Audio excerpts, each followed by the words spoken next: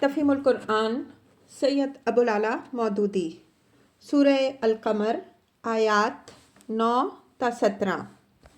اعوذ باللہ من الشیطان الرجیم بسم اللہ الرحمن الرحیم۔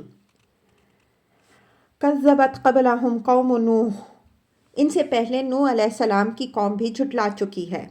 تفسیر یعنی اس خبر کو جھٹلا چکی ہے کہ آخرت برپا ہونی ہے جس میں انسان کو اپنے اعمال کا حساب دینا ہوگا۔ اس نبی کی نبوت کو جھٹلا چکی ہے جو اپنی قوم کو اس حقیقت سے آگاہ کر رہا تھا، اور نبی کی اس تعلیم کو جھٹلا چکی ہے جو یہ بتاتی تھی کہ آخرت کی بعض پرس میں کامیاب ہونے کے لیے لوگوں کو کیا عقیدہ اور کیا عمل اختیار کرنا چاہیے اور کس چیز سے بچنا چاہیے۔ فَكَذَّبُوا عَبْدَنَا، انہوں نے ہمارے بندے کو جھوٹا قرار دیا۔ وَقَالُوا مَجْنُونٌ وَازْدُجِرَ، اور کہا کہ یہ دیوانہ ہے اور وہ بری طرح جھڑکا گیا۔ تفسیر یعنی ان لوگوں نے محض نبی کی تکذیب ہی پر اکتفا نہ کیا بلکہ الٹا انہیں دیوانہ قرار دیا، اس کو دھمکیاں دیں، اس پر لعنت ملامت کی بوچھاڑ کی، اسے ڈانٹ ڈپٹ کر صداقت کی تبلیغ سے باز رکھنے کی کوشش کی اور اس کا جینا دوبھر کر دیا۔ فَدَعَا رَبَّهُ أَنِّي مَغْلُوبٌ فَانتَصِرْ، آخر کار اس نے اپنے رب کو پکارا کہ میں مغلوب ہو چکا، اب تو ان سے انتقام لے۔ فَفَتَحْنَا أَبْوَابَ السَّمَاءِ بِمَاءٍ مُنْهَمِرٍ، تب ہم نے موسلادھار بارش سے آسمان کے دروازے کھول دیے۔ وَفَجَّرْنَا الْأَرْضَ عُيُونًا، اور زمین کو پھاڑ کر چشموں میں تبدیل کر دیا۔ تفسیر یعنی اللہ کے حکم سے زمین اس طرح پھوٹ بہی کہ گویا وہ زمین نہ تھی بلکہ بس چشمے ہی چشمے تھے۔ فَالْتَقَى الْمَاءُ عَلَى أَمْرٍ قَدْ قُدِرَ، اور یہ سارا پانی اس کام کو پورا کرنے کے لیے مل گیا جو مقدر ہو چکا تھا۔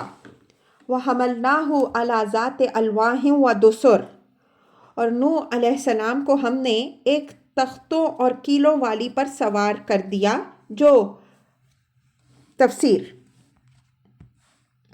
مراد ہے وہ کشتی جو طوفان کی آمد سے پہلے ہی اللہ تعالیٰ کی ہدایات کے مطابق حضرت نوح علیہ السلام نے بنا لی تھی۔ تجری بِأَعْیُنِنَا، جو ہماری نگرانی میں چل رہی تھی۔ جزاء لمن کان کفر، یہ تھا بدلہ اس شخص کی خاطر جس کی ناقدری کی گئی تھی۔ تفسیر اصل الفاظ ہیں جزاء لمن کان کفر، یعنی یہ سب کچھ اس شخص کی خاطر بدلہ لینے کے لیے کیا گیا جس کا کفر کیا گیا تھا۔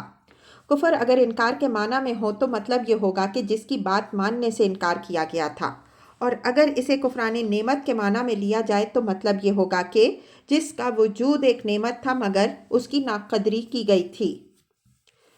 وَلَقَدْ تَرَكْنَاهَا آیَةً فَهَلْ مِن مُدَّکِرٍ، اس کشتی کو ہم نے ایک نشانی بنا کر چھوڑ دیا، پھر کوئی ہے نصیحت قبول کرنے والا۔ تفسیر یہ معنی بھی ہو سکتے ہیں کہ ہم نے اس عقوبت کو ایک نشان عبرت بنا کر چھوڑ دیا، لیکن ہمارے نزدیک زیادہ قابل ترجیح معنی یہ ہے کہ اس کشتی کو نشان عبرت بنا دیا۔ ایک بلند و بالا پہاڑ پر اس کا موجود ہونا سینکڑوں ہزاروں برس تک لوگوں کو خدا کے غضب سے خبردار کرتا رہا اور انہیں یاد دلاتا رہا کہ اس سرزمین پر خدا کی نافرمانی کرنے والوں کی کیسی شامت آئی تھی اور ایمان لانے والوں کو کس طرح اس نے بچا لیا تھا۔ امام بخاری رحمہ اللہ، ابن ابی حاتم، عبد الرزاق اور ابن جریر رحمہم اللہ نے قتادہ رحمہ اللہ سے یہ روایات نقل کی ہیں کہ مسلمانوں کی فتح عراق والجزائر کے زمانے میں یہ کشتی جودی پر اور ایک روایت کے مطابق باقردہ نامی بستی کے قریب موجود تھی، اور ابتدائی دور کے اہل اسلام نے اس کو دیکھا تھا۔ موجودہ زمانے میں بھی ہوائی جہازوں سے پرواز کرتے ہوئے بعض لوگوں نے اس علاقے کی ایک چوٹی پر ایک کشتی نما چیز پڑی دیکھی ہے جس پر شبہ کیا جاتا ہے کہ وہ سفینہ نوح علیہ السلام ہے، اور اسی بنا پر وقتاً فوقتاً اس کی تلاش کے لیے مہمات جاری کی جاتی ہیں۔ مزید تفصیل کے لیے ملاحظہ ہو تفہیم القرآن جلد 2، سورہ الاعراف حاشیہ 47، سورہ ہود حاشیہ 46، جلد سوم سورہ عنکبوت حاشیہ 25۔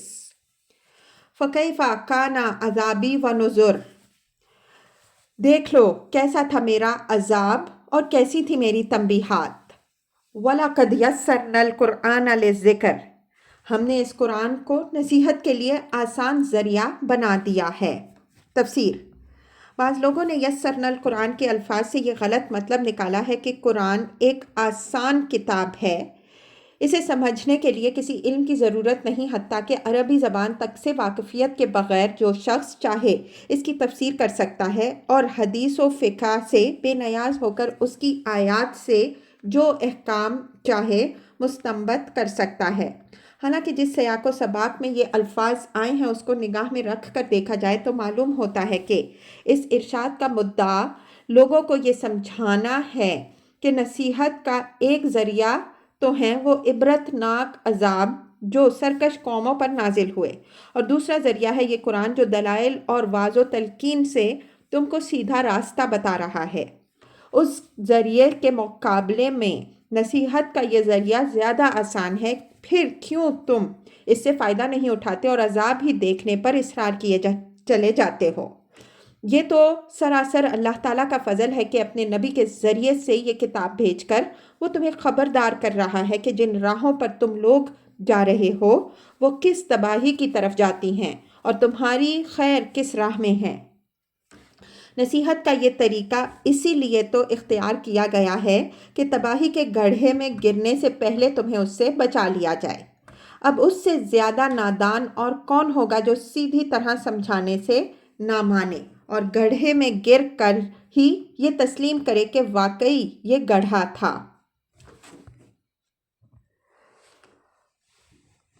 فَهَلْ مِن مُدَّكِرٍ، پھر کیا ہے کوئی نصیحت قبول کرنے والا؟